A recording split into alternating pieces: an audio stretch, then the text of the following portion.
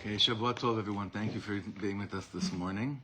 The month of Kislev is sponsored by the Silver family, Elun Nishmas Bas Yefega Bas Yisrael, by the Polsteins, the Elun Nishmas Frida Simon Bas Yitzchak, and by the Deutsches in appreciation of all of our Chayalim, and for hope of the speedy return of our Chatufim. The week is sponsored by Mordechai Wilk, the Elun Nishmas, his mother Miriam Liba Bas Tzvi, and today is sponsored by Dvorah O'Brien. Thanks to Hashem for the Aliyah and for the schus to being here to be able to learn Torah this week in Eretz Yisrael on the week of her birthday. That's big. That's amazing. Baruch Hashem to many, many, many more. Okay, so I've never felt, Be'emet, I've never ever felt that learning like this would be as shaykh as it is for the times that we're in. We don't really understand the magnitude of what's going on right now in the world. There's big, big things going on.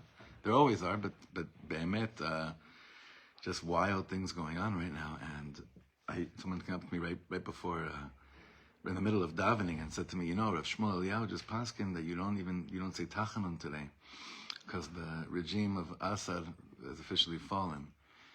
And everyone's so skeptical because it's not like it fell into the hands of hippies. It's not like, right. Not like, Malachim just came with flowers and they're throwing love letters across the border, right? But there is such a shift. There's so much movement going on right now, and we're in a state of just like, okay, Ribono Shel Olam, we're just putting our hearts on you, on nothing else, just on you. But all this obviously these are moments that are showing us that a certain form of evil is being removed from the world again. It's not being exchanged. It doesn't seem. We don't understand this. It's too soon to understand this, and we don't really. There's so many different netunim. There's so many different details here that to be worked out. But we definitely have to open our eyes and see that everything right now is a big mahalach for the complete changing of the structure of everything that's going on right now. So they should all just take out each other ad v'lidai and not involve us at all. And all the evil in the world should fall, and there should be an opening of peace and prosperity for like the simple chevra that right now are dreaming of a new day, but they were too scared to ever dream it out loud because they'd be killed or be taken into captivity. I'm sure there are people like that as well. It's not right now it's not our we have enough on our plate. We have to get our chatufim home, and we have to wipe out the evil within our country.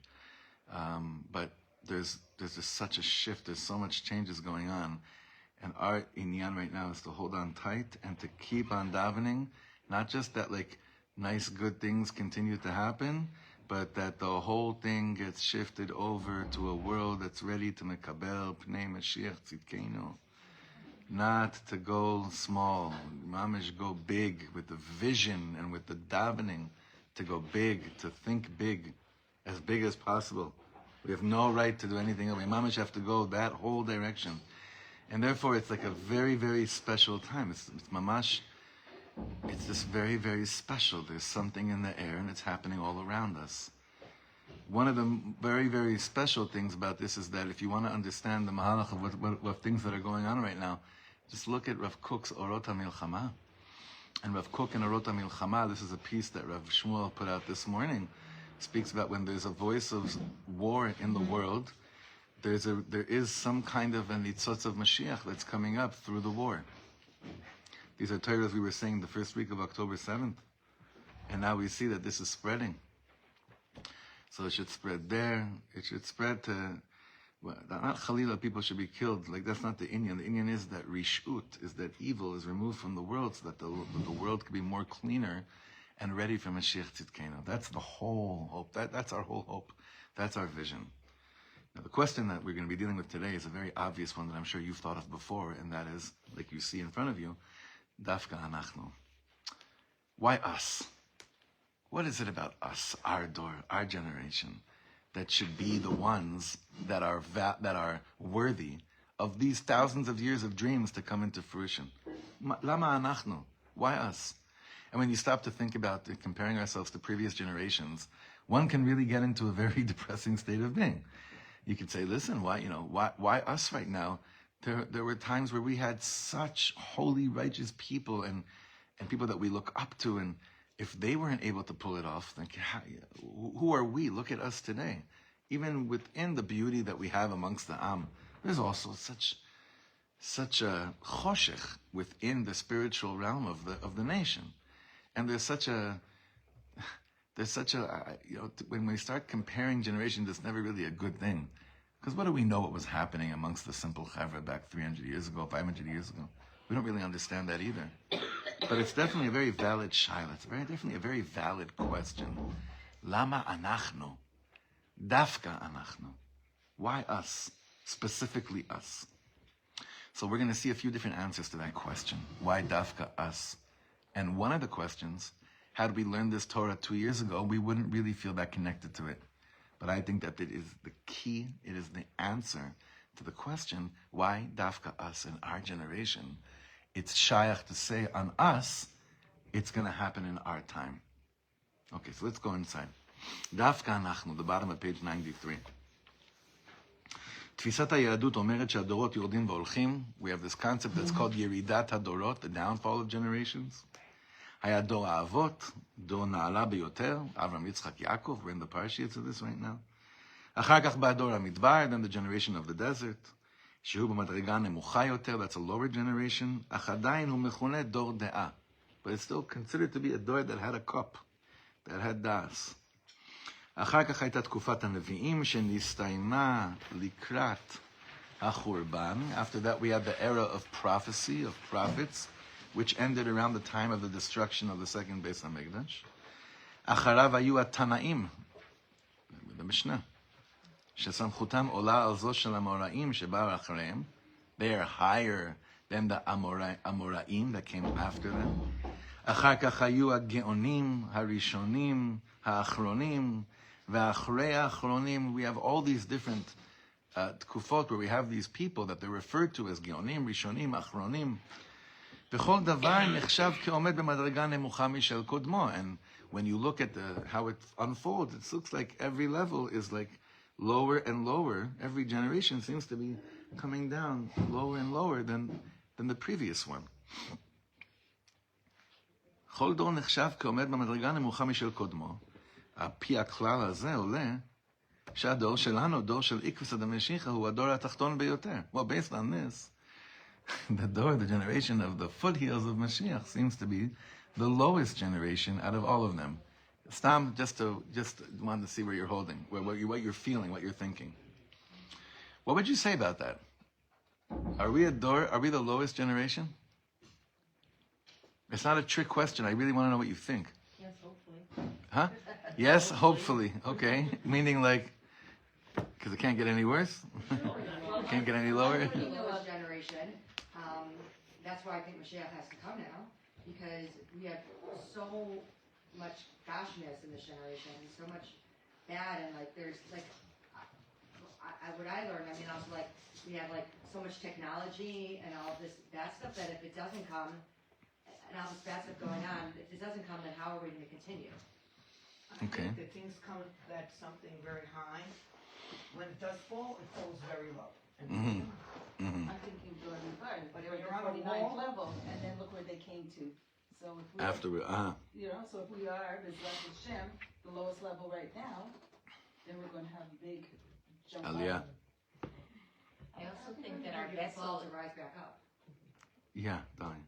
I also think, I think Rav Kook said that the vessel is, a Jewish soul is so big, and if you don't, and we've been here a few times around, this is not our first time. Right. So we've done a lot of tikkunim. So this tikkun is what we haven't, it's the hardest tikkun that we have to fix. So that's why it's so difficult now, because this is, every time it's becoming harder and harder to fix. So the kli, the vessel is so big that if we don't fill it with good things, then it's a very bad generation. But that's why we more than ever need the spirituality, because our kli is so big. I agree. Yeah. Generations, like that, kind of like plugging in, and like I can see that with the family. Like if you look generations below, there's still a resemblance to the original families, like family Right. members. Like it's a product of the unison of whatever features that brings us, like in a people example, but also in a generational example. I think that like maybe the tafkid we had being in a generation that seemingly is so far is to find the resemblances to what we were to that original generation, to that like to going back. Like yes, we're so far, but we still have like a partsuf of what that generation was. So that could still mean actually that we're the lowest. Right. Meaning But that doesn't because we are. dafka because we're the lowest. Yeah. Someone else had a hand up. You had a hand up? How can we know if we've hit rock like If we've hit rock bottom. as bad as it is? If we take an example of the 12-step program, That's what I was gonna right? say. Right. How do we know in the program that we hit rock bottom? You know it. You Meaning, just know it. yeah, but how does it manifest? There's a bottom, there's a bottom and a bottom. But how do no, you know it like in the program. I mean, I've learned from these are my rebbes, the chevra that are in the program, and I've spent so much time with them. You see like where there's absolute bittul, and realizing that I cannot do this on my own. I need help. So as long as there is some kind of a kochi ve'otzem yadi, like we could still figure this out, Hashem. It'd be nice if you helped us a little bit, but we really got this. You're still not, like we could still manage without Mashiach. We could still manage without Mashiach. You're not rock bottom. When your head is in your cereal, when you wake up in the morning, you know you hit rock bottom. In the cereal. Okay. I would buy cereal. Right. I was gonna say the cereal. That's already. Right, but maybe we don't, like, how do we compare? Like, how do we know? We don't really know what previous generations went through, just like we don't necessarily know what the person next to us has gone through. Right. No. That's why we started like this. Is that all we know is that the way that we've looked at the generations, beginning from Avraham, Yitzchak, and Yaakov to the next one, is viewed as in Yiddishkeit as some type of yeridat hadorot. That's been the general approach. Is that we haven't looked at Avraham, Yitzchak, and Yaakov and said, wow, since then we've only been climbing up. We look at it and say, well, since then we've actually, been coming down. Right. So we don't know the pratim. We don't know. You're right. Individually, we have no idea. Also, we don't know everybody's challenges. Nachon. So that therefore it's saying that it's the lowest is all relative. It's not the way we look at the concept of high and low, big or small, like we do with other things in the world. It's true, and that's important for today's year. It's important for life. Yeah. If we use the gauge of like the number of gedolim. Oh, then we're really messed up. Yeah. then we're really messed up. Died recently, and Yeah. so few to take their place. Yeah. Yeah. Also, I think we're saying this, but like, it's also maybe Yerida Hador is the generation and the call of like what's happening in the world, but like individually as Jews and as people, it doesn't mean that we're the lowest of the low. So as what are we? So how would it be viewed as the lowest of the low? Like, it could be in the world as a whole. As a whole. The meaning, so here we're saying that the door is not the Jewish people, it's the era of humanity. That's what you're saying. Okay, that's interesting. Yeah, you're right. I was thinking about that, yeah. Right? The Dor Mabul, Dor Babel, and I can't remember. The third one was Dora Flaga, yes, Stone. Yeah, they're all coming together. As what Elisheva just said, meaning as a, yeah. Yeah. Okay, it's very interesting stuff. Dafka. Now this is what's so beautiful, because I Dafka wanted to ask that question there, and I'll go weiter to see things so special now. Dafka hador hayatom hazeh. It's Dafka, this orphan generation. הוא זה שאמור לקבל את פני משיח צדקנו ולזכות לכל הגילויים הנשגבים של הגאולה. But it's דווקא this generation where we've seen already all the simanim that it's דווקא this generation that's supposed to merit to receive Mashiach and merit all these supreme revelations of redemption. לא הנביאים זכו לזה, לא התנאים, לא המוראים, לא הראשונים והאחרונים, וכל דורות העבר הגדולים, all these illustrious generations didn't merit it, אלא דווקא אנחנו. And dafka us, according to the way we've built up this year, it's dafka us that is supposed to merit to receive all this light and all this godly revelation. Shemi kamonu yodet miut erkenu, and we know how it seems on the surface that we're such of small value in comparison on the level that we've been building this up to previous generations. V'nishelet hashela ki lashon hagmara, and now we have the question, like the Gemara says in Yevamos, achshar dare, which means, is the dor mukhshar? Mukhshar doesn't mean down talented. It means like, any of you ever go to Hachshara and kibbutz? You've heard that terminology before? Hachshara was a big thing back when people wanted to feel Zionistic. They actually went and plucked oranges on kibbutzim and stuff like that. Hachshara. Hachshara means to doesn't just mean to kasher. I mean, it kind of does actually. But it just means like Hachshara ta'avrichim of the Piasetzner Rebbe. Hachshara means over here, meaning, is this door, have they set the table? Have they set the table now to receive the food that wants to be served on that table? And that's what the Gemara is asking. So have we done it? Is the door mukhshar? Yeah. Yeah, there's a very important word here. It's the atom. Like dafka when all your gilim are gone and everything, and you really don't have you like the parents. Ador hayatom hazeh. Nachon. Nachon.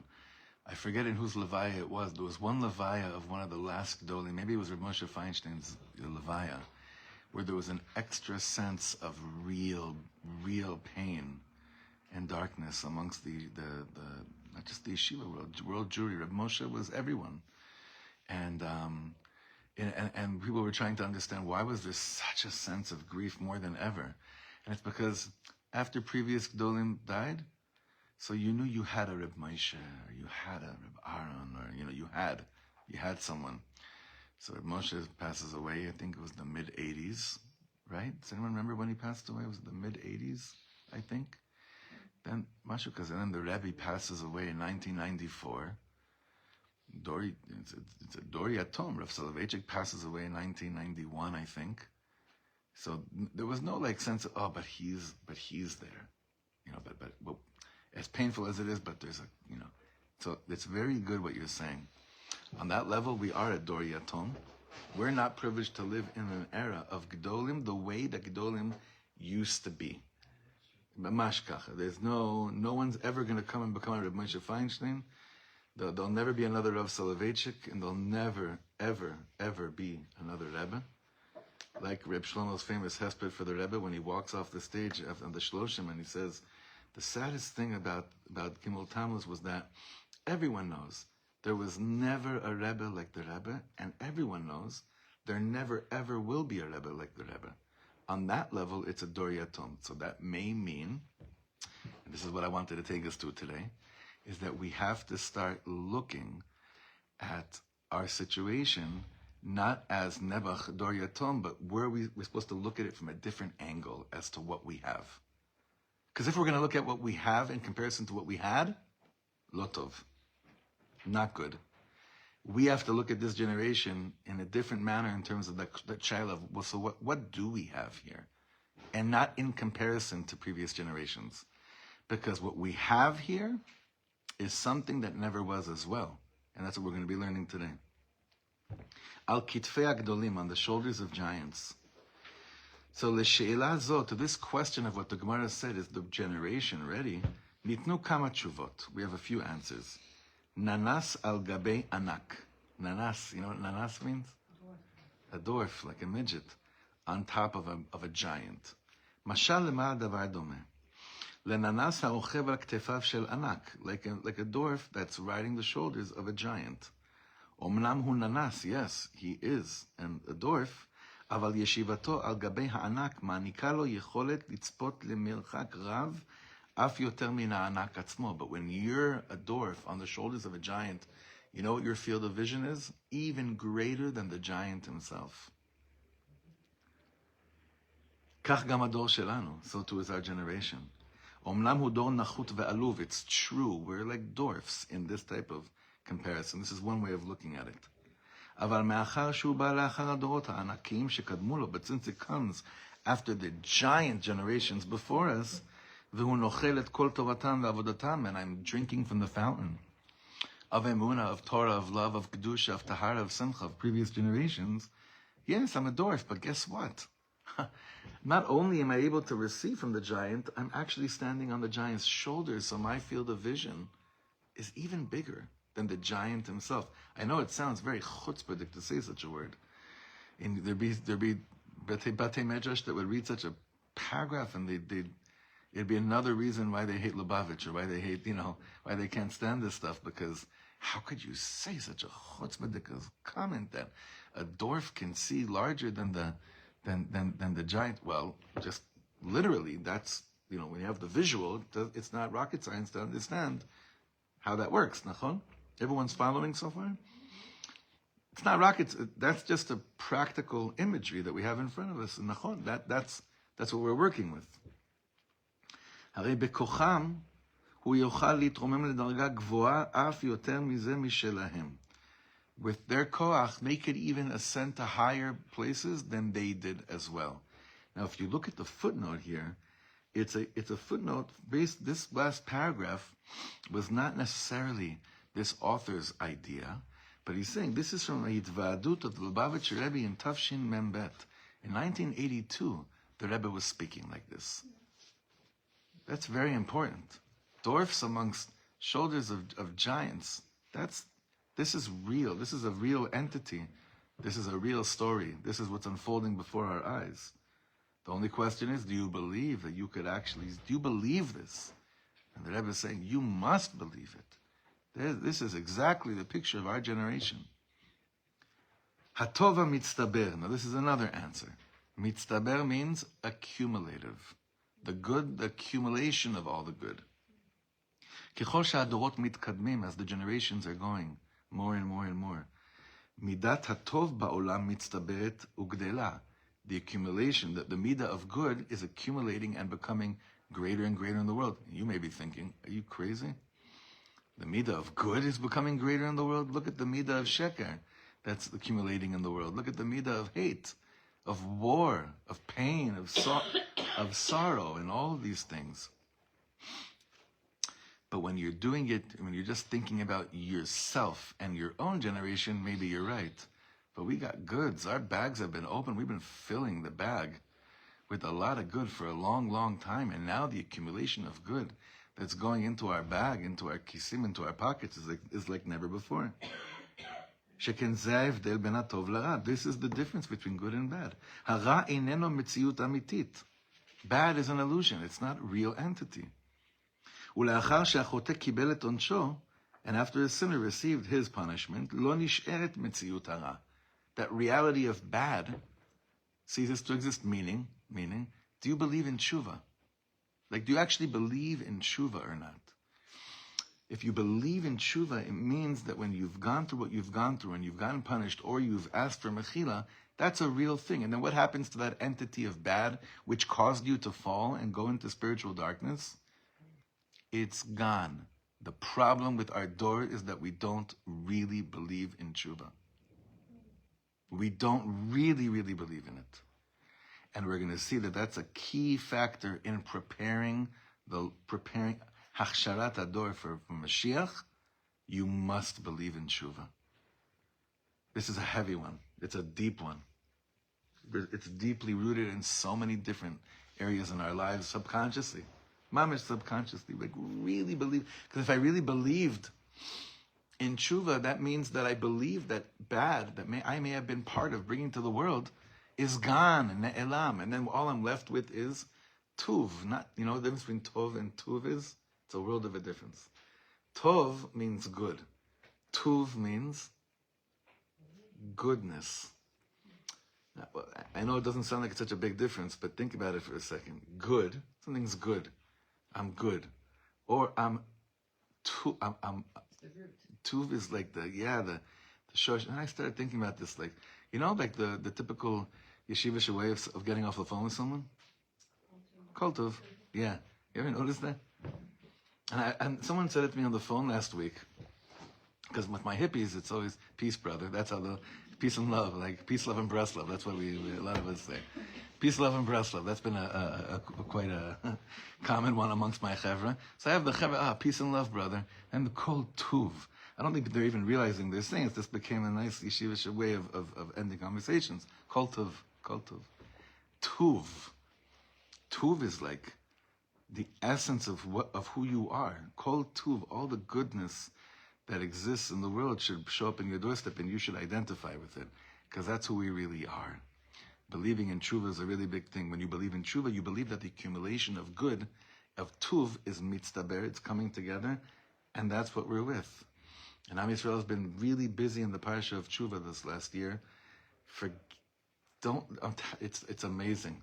It's almost like you have 20 clowns that are still in the media thinking that they're actually like holding a torch of anything true in the world, and the rest of Amcha Yisrael is just looking at them and laugh. It's already by now it's Rahmanis. Pashut Rahmanis, because Na'am has been very busy in tshuva, and that is a big part of preparing the karka. Preparing the grounds for Mashiach to come.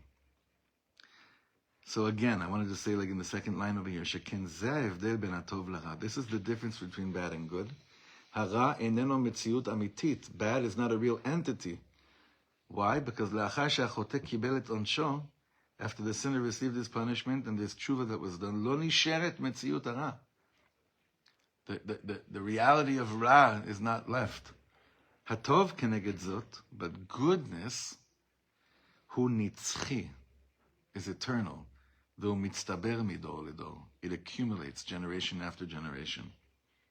נמצא איפה שדווקא בדור שלנו יש ריבוי עצום של טוב, הטוב שהצטבר במשך כל הדורות. So we see in our generation, especially after the patch that we got in 1939 till 1945, that there's such a cleansing that has been taking place for so long, but what hasn't been disappearing is not the bad, the good, and that's just been accumulating more and more and more. So maybe we're not in the midst of the Gdolim that we once had.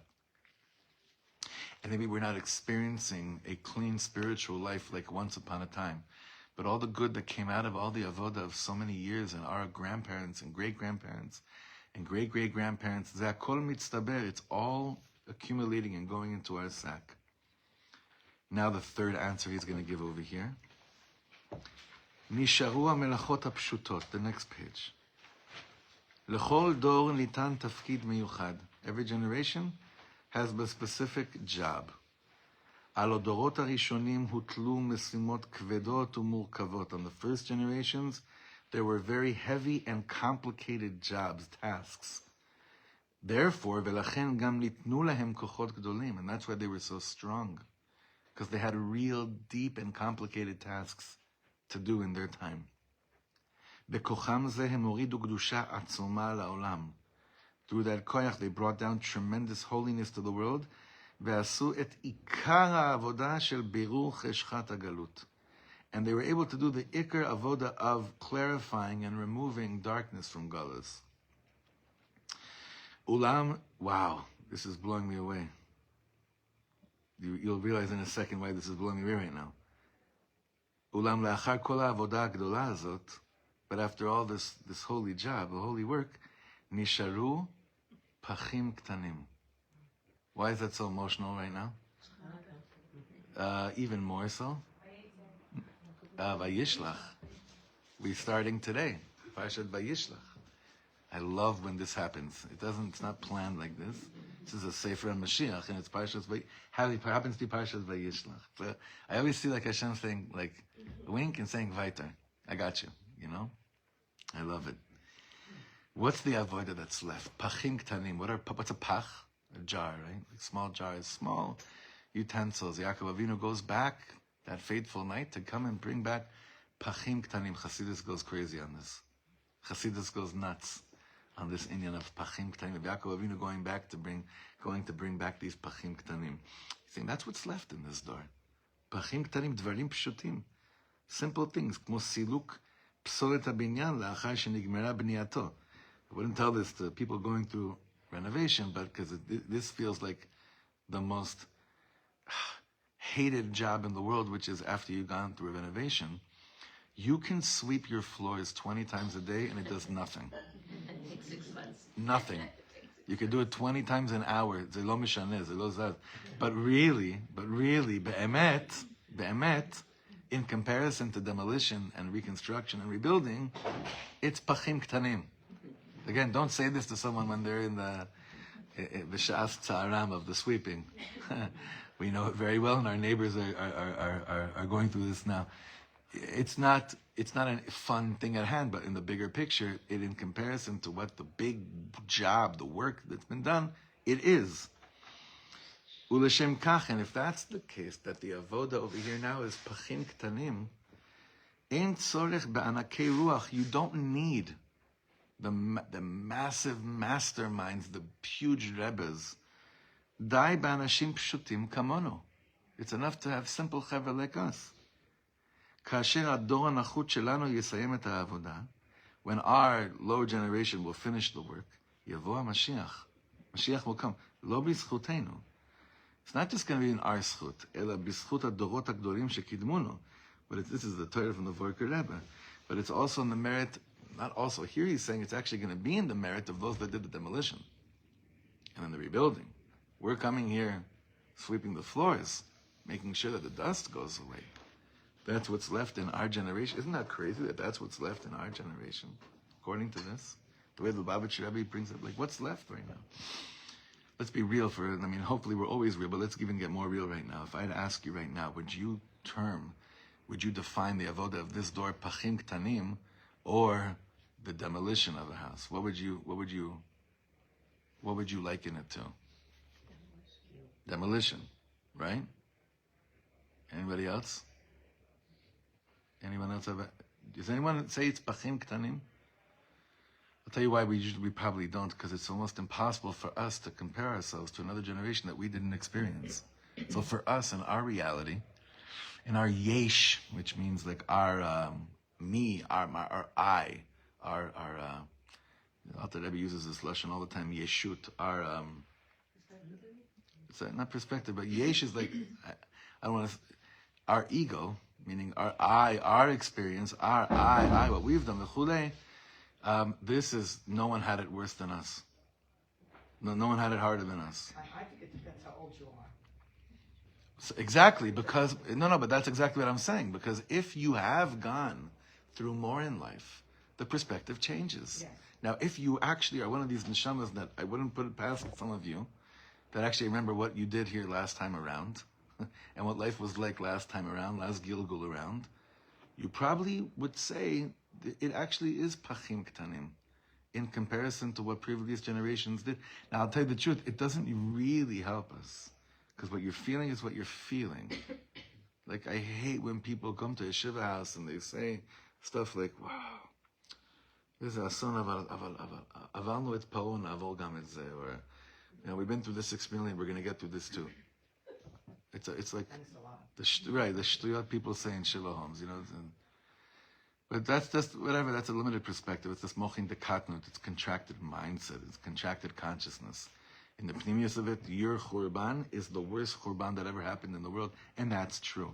Here we're speaking about the Am as a klal and world history, and in the future, and in the terminology of the world, the way the world has been, where the world has been, and where it's going.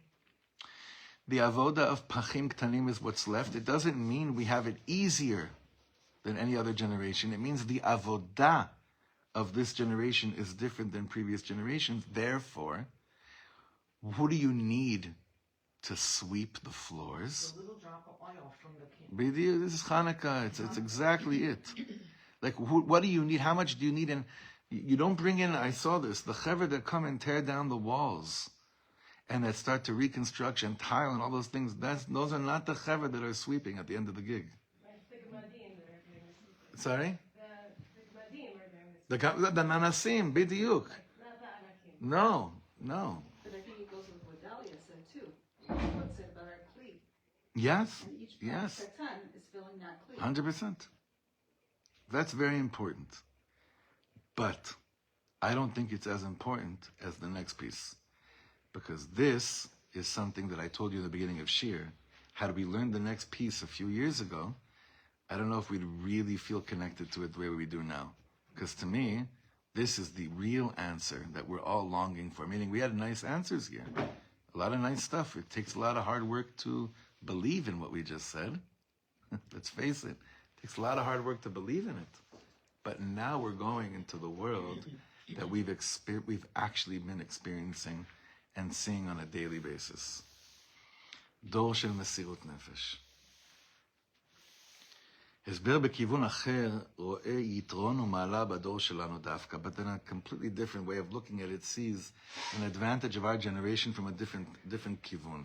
דור זה, שבו נתקטנו המוחות ונתמעטו הלבבות, a generation where it seems that people are coming up, people are looking like, you know what kleine Keppelach means in Yiddish? Kleine Cup means small-minded. A große Cup means moichin de gadlus. Kleine Cup is, I'll tell you where I first learned that. I'll tell you where, this is a good story. I first learned that terminology from Rav Weinberger a long time ago, where I was asked to come and perform in a certain camp in the mountains, and I was pretty shocked I got the call from this chevra because it wasn't the rounds I was used to, and they had one request that I come and come with a different kippah. I changed my yarmulke to perform for the camp. That was the one condition. The hesber was, we don't want to confuse our campers. The kohen in me wants to let out, 4-letter words and God knows what and go nuts on them. And I said, wait a second, this is a big nisayon right now. I have a captain. This is like came out 20 years ago. I called Rav Weinberger, and he left me I'll never forget this message. It's before WhatsApp. It was actually voicemail. There was like this thing called voicemail. Yeah, you shock people leave. Do you still get messages on your answer? No, right? And once in a while you do. On voicemail. Huh? Right. It was like an answering machine, right? So I got this answer. I remember like dialing in to get into my voicemail. Like, today I'm shocked. Someone leaves me a voicemail. Back then, people actually did, because of course they did before WhatsApp. So he said to me, and a very deep answer. He said to me, I don't know if he'd say it to me today. Then he said it to me. He said, you know why you said you should do it? But you know why you should do it? He said, it's not the kinderlach there shouldn't be a korban of the kleine Keppelach. So he said, like, you shouldn't not do it because of their small-mindedness. Now, I'll just tell you, I did it. It was very, very funny because that morning I was in Camp Simcha, and in the afternoon I was in Camp Hask, where colors, these things mean nothing. You're in Gan Eden, a form of utopia, in these around like what Mashiach, what the truth is, everyone says this is what it looks like when Mashiach comes. It's not exact because you won't need the type of kid that comes to Camp Hask or Camp Simcha, but the energy around it, 1,000,000%. You've been there, some of you have been to these camps. It's unbelievable. These are both camps with kids with terminal illnesses. And then I remember I was with Rav Judah Michel, and he sees me for the next gig. As I pulled out, I was like, "You want to see something?" I borrowed from my brother. I said, "Look at this. I have a velvet yarmulke." He says, "Mama, it's not Purim." It's like tonight it is. Tonight it is. Now you know what's so funny? I never made a conscious decision what yarmulke to wear. Like this was never a hashkafa for me. It's things I never thought of. I've never thought of it. It's maybe I would. I don't know. This is not the parsha. The choice of kippah is never something that was thought out and mamash. It's not like it wasn't thought. I never thought it out. Maybe it's. I don't know. Maybe I should have. I don't know. It doesn't seem to me. Whatever. And I put it on, and I explained to him what was going, and we had a really good laugh. When I got to the camp, I heard what the kids were listening to in the dorms. In the pneumonia, I'm thinking, the yam, right, that's your problem. That's your problem. And I remember I pulled out the nuggets of Torahs, like the ones, like I really tried hard to really pull out the real strong ones, right? I kept on saying my Rebbe says, I wouldn't mention Rav Shlomo's name, Chas v'Sholom, right? And then after it was over, and I was going to the office to get the check. I had there was a mirror, right? And then I finally saw myself, right, as I'm getting the check, and I was sitting there. And I was just holding on to Rav Weinberger's words, and and the check was in my hand. And then one of the Rebbeim came up to me, he says, Rav Shlomo, who's your Rebbe? It's tires. And it was like and I said, Okay, the check's in my hand. I was being real. The check's in my hand. And I looked at myself behind him in the mirror, and I said Rav Shlomo's name, and I said, and he's the reason I even know you. And I like stormed out like Clark Kent, you know, like. And I explained, listen, I believe that thought of you have to change it, whatever. Hopefully we're past that. I don't think we are, but let me feel good for a few seconds. Kleine Kappelach, meaning like small-mindedness. It's just so we are stricken with that in our door. There is mochin. There really is. Remember, one time I saw a fight break out in a shul on Motzei Shabbos over someone of whether you say Vihi Noyam or you don't. Because in the week where there's a Yontiv, that week, or on the following Shabbos, that's where it gets tricky. You don't say on Ma'ariv, on Motzei Shabbos, Vihi Noam Hashem Elokei. You probably don't know this, but because you probably don't, it's not part of your Avodas. But you don't say Vihi Noam, the Tefillah Vihi Noam Motzei Shabbos, when there's a Yontiv following. Now the words Vihi Noam Hashem Elokeinu Aleinu means, may the sweetness of God be upon us. And Maaseh Adeinu Koinena Aleinu, and the actions of it, meaning if you stop to think about what you're saying, there is no way in the world that could lead to an argument that could get to heated tones. We have this mochin de katnus deeply rooted in Yiddishkeit. Dafka and things that it's crazy. Hopefully, again, I mean, let me be optimistic for a few seconds here. I think we've come a very long way, and things are much better. Like a lot of the things that may bother people in other shuls, they don't bother me at all. Other things that hopefully have to do with mochin de gadlus are things I'm concerned with, but not really mochin de katnus things. So he's saying we're living in a door where it's mamish le kleine kapelach nitkatnu amuchot v'nitma'atu levavot. Second line, dor shechai betkufa shel chashecha ruchanit. With all the svarim we have, there is a spiritual darkness. Kasher ein lanu en al mili yishayin. We don't have the Rebbe, we don't have Reb Moshe, we don't have the Gdolim. Umineged yesh miniot rabot al shmirat haTorah v'amitzvot. And we also see there's fights over Shabbos, over mitzvahs. ובכלל זה המניעה הגדולה והקשה שעליה נאמר אל יבוש מפני המלעיגים. And there's also this whole like the whole energy of feeling embarrassed, from all this. ועם כל זה, with all this, שומרים בני ישראל במסירות נפש את התורה והמצוות. And yet, with all this, with mesirus nefesh that we can't explain, we're still holding on to Torah and mitzvahs. Dor ze achen ra'ui lekabel epnei Mashiach tzidkenu, as the Rebbe writes Rebbe said in a Farbrengen in 1987, and all the more so is the door ready to kabel Mashiach tzidkenu, because the Rebbe was speaking about the mesirut nefesh of Yidden to still hold on to Torah and mitzvahs. And now he's also speaking here about Siberia.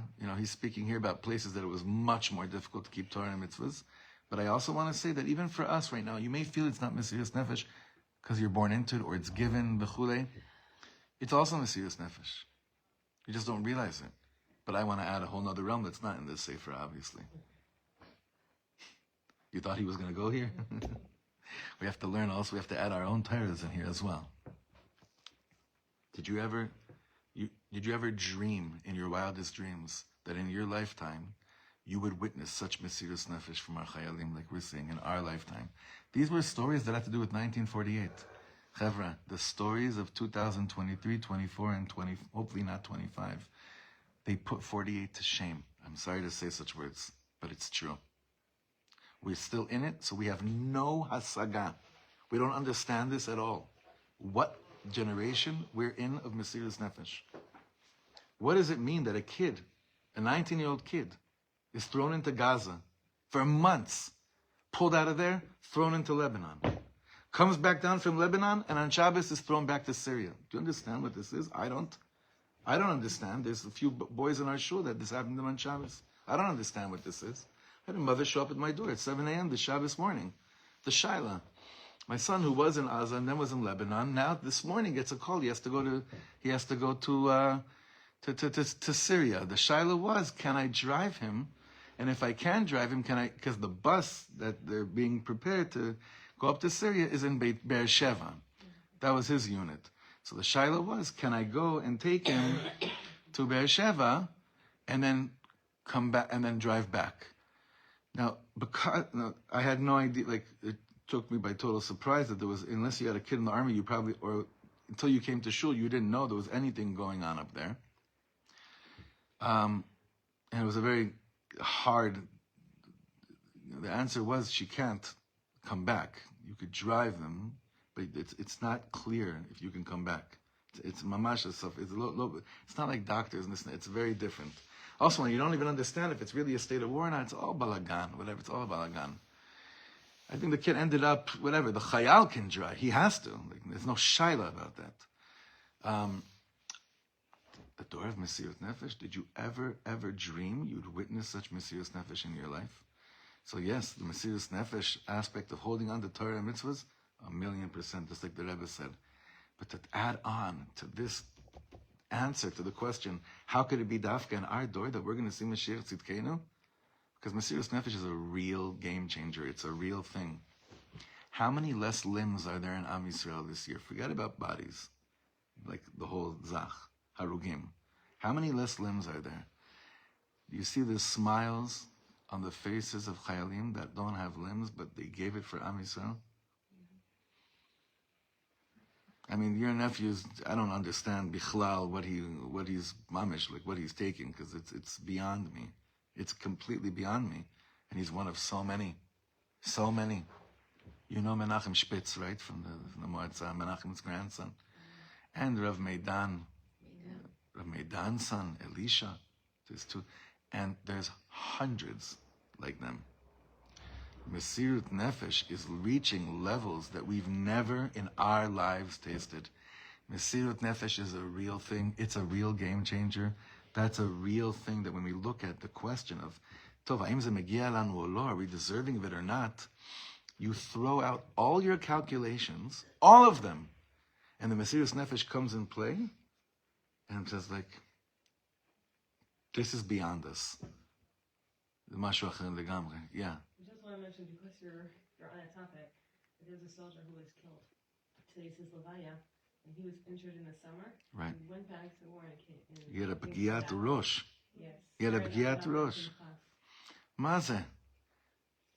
We're so in it. You know how we if we stop right now, I remember when I was a kid, before there were a lot of other highways here. There was only really one way to go up to Yerushalayim that I remember from the Merkaz. We would go up all the time. And you would travel on the one, and the clearest memory I have of those drives are those the old tanks. 1948. Do they still have it? Yeah. Yeah, I haven't seen it. The lanes are wider, and the phones, we're much more busy with other things while we're driving, unfortunately, so you don't notice things as much. But remember those tanks on the sides of the road, what it filled you with, this sense of pride. Do you realize that that's nothing? I hate to say this, because I'm not trying to belittle. Chalila. We're standing, they were giants. We stood on their shoulders for years. Now we have new giants in that realm of Mesirut Nefesh. We haven't even begun to taste the Mesirut Nefesh of what this generation that's now doing, as we're speaking right now, is creating for us. The infrastructure of new term of Mochin de Gadlus. We don't understand it yet because we're in it. When it comes to answering the question, why dafka our generation? Lamuvan Melav, the army, everyone thought that, if anything, God forbid, would happen, we're really in a bad situation. Why? Because everyone said that element of Mesirut Nefesh was something that shayach to the past. It ended in like 67 maybe. 73, there were remnants of it. 81, 82 was already unclear, uncharted territory. It's lo nachon at all. At all. This is a door of Mesirut Nefesh like none other. So now we end with this bottom paragraph. Ala pasuk, Va'ish Moshe anav me'od mikol ha'adam asher al pnei ha'adama. the famous pasuk that speaks about Moshe Rabbeinu's humility, the most humble person on the face of the earth. Mevuar b'Torah Chassidus. It's brought down in Chassidus that what? Ikar ha'anava shel Moshe Rabbeinu הייתה כלפי הדור שלנו, הדור של עקבסת המשיחה. Why was Moshe Rabbeinu so humble? You know why? Because Moshe Rabbeinu looked at the Chayalim of today, and he felt so small in their eyes. He looked at Yidden keeping Torah and mitzvahs thousands of years later that didn't hear God's voice, that never heard God's voice. He was talking to God all the time. What's the big chap to do to keep Torah and mitzvahs? In Chassidus it says he was looking at us today. He was being shown there'd be Jews still holding on to Ma'amad Har Sinai. Va'ish Moshe anav me'od mikol ha'adam asher apnei adama. He looked at us, עיקר הענווה של משה רבינו הייתה כלפי הדור שלנו, הדור של עקבסת המשיחה, כאשר ראה משה רבינו בעיני רוחות הדור הזה, שיעבור צרות גשמיות ורוחניות קשות כל כך. We'd go through what we're going through, ואף על פי כן יעמוד במסירות נפש, כנגד כל הרוחות הסערות, and nonetheless would still stand with מסירות נפש against all the wild winds out there, כנגד החושך הכפול והמכופל, של שלהי הגלות, and we would be suffering so much from thousands of years of exile. ויוסיף לשמור אמונים לתורה ולמצוותיה, and it would still be faithful to the Torah and its mitzvahs. Moshe Rabbeinu sees all this, and in Chassidus it says, חש משה רבינו רגש של ענווה והתבטלות מפני דור זה. Isn't this amazing? This is unbelievable. Moshe Rabbeinu his humility was much less about his own generation, and in comparison to anyone that was around in his time, but it's that they showed him a vision of the generation that's going to receive Mashiach Tzidkenu, and Moshe Rabbeinu is saying about himself, who am I? בדרך פרדוקסלית, יש איפה בדור שלנו מעלה מיוחדת, דווקא בגלל ירידת הדורות, which is what everyone said in the beginning of Shir.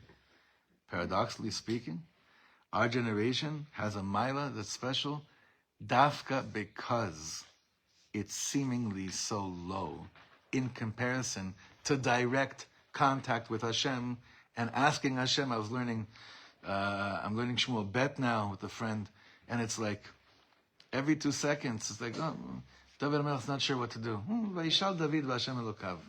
So David's like, Hashem, what should I do? And he gets an answer, right? And we think, David HaMelech. Of course, David HaMelech. Kamuvan. But this is just blowing my mind, because if we understood what we're witnessing right now, our acts, like whoever, it's not. I'm not saying, oh, then we'd be different people. No, it's just that the sense of the klal would understand that we're living in a time right now. The be'emet, we always say, oh, it's unprecedented. It's true. Every minute is unprecedented. But you know what I mean when I say unprecedented over here, is it's mashu achir legamre. So our mesirut nefesh, that to me, the other answers are very good. Be'emet they are. I don't want to belittle them. The answer of, a dwarf on the shoulders of a giant, it's true.